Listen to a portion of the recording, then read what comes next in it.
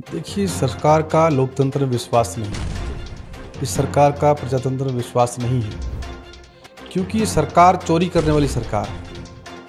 आप देख रहे हो किस प्रकार से दिल्ली के अंदर, किस प्रकार से महाराष्ट्र के अंदर और अभी बिहार में भी सरकार चोरी करने का ये लोग प्रयास कर रहे हैं। सरकार के मंत्री पैसा मांगते हैं काम के बदले में।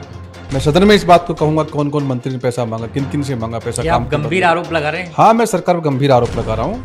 मुख्यमंत्री साहब की बातें नहीं सुनी जाती यहाँ तो।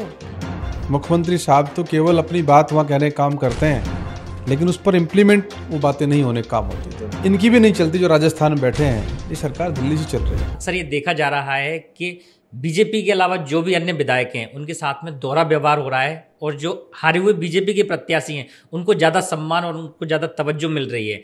जैसे कि एक बाड़मेर के सेव का भी उदाहरण देखा गया था कि जहां बाड़मेर से रविंद्र सिंह भाटी हैं, उनके कहने पर सिर्फ 2 हैंडपंप लगाए गए थे, जो काफ़ी वायरल भी हुआ था। और वहाँ के जो हारे हुए बीजेपी के प्रत्याशी हैं उनके कहने पर कई हैंडपंप लगाए थे, लगभग 50 से ज़्यादा। तो आप इसे किस तरीके से देखते हैं?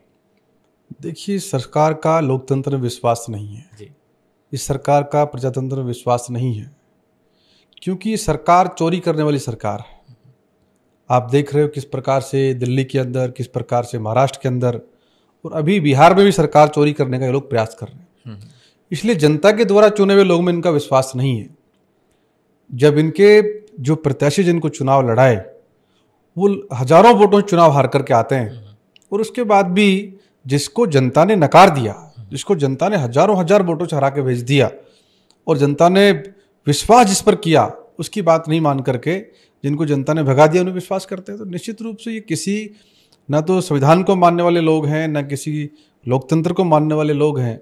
ये चोरी करने वाले लोग हैं। तो इसलिए ये चोरी करके राज बनाना चाहते हैं और चोरी करके ही हारे हुए प्रत्याशी को काम देना चाहते हैं। इसलिए ये आप ठीक कह रहे हो कि सरकार, मुख्यमंत्री महोदय कुछ कहते हैं, सरकार के मंत्री पैसा मांगते हैं काम के बदले में।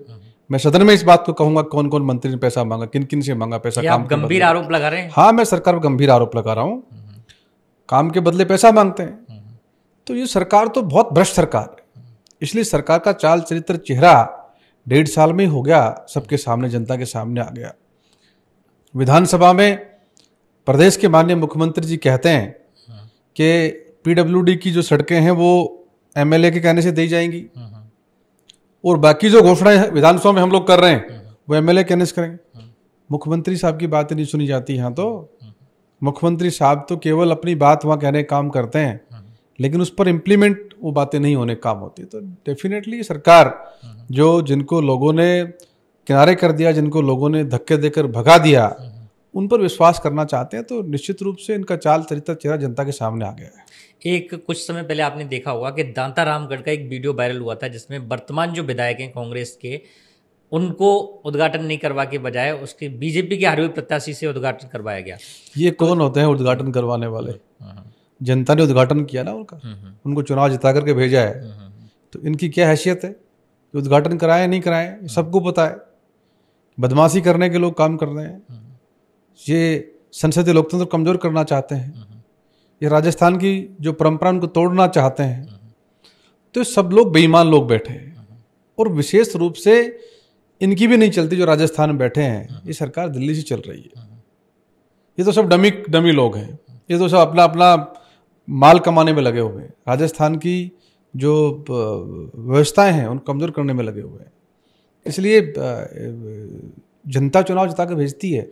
दाता रामगढ़ में जनता ने उनको चुनाव जिता कर भेजा है। तो ये कौन लोग हैं उद्घाटन कराए नहीं कराए? बदमाशी कर रहे हैं। आज शासन इनके पास में है, बदमाशी भले ही कर लें, लेकिन बदमाशी कब तक करेंगे? अभी मुश्किल से मुश्किल ये मानो कि 1.5 साल हो गया, 1 साल और करेंगे। जब 2 साल 2.5 साल हो जाते हैं तो शासन प्रशासन के लोगों को भी पता लग जाता है राजस्थान में कि अगला शासन किसका बनने वाला है। तो वो भी उन्हीं की भाषा बोलने लग जाते हैं। तो 1 साल बचा है इनके पास।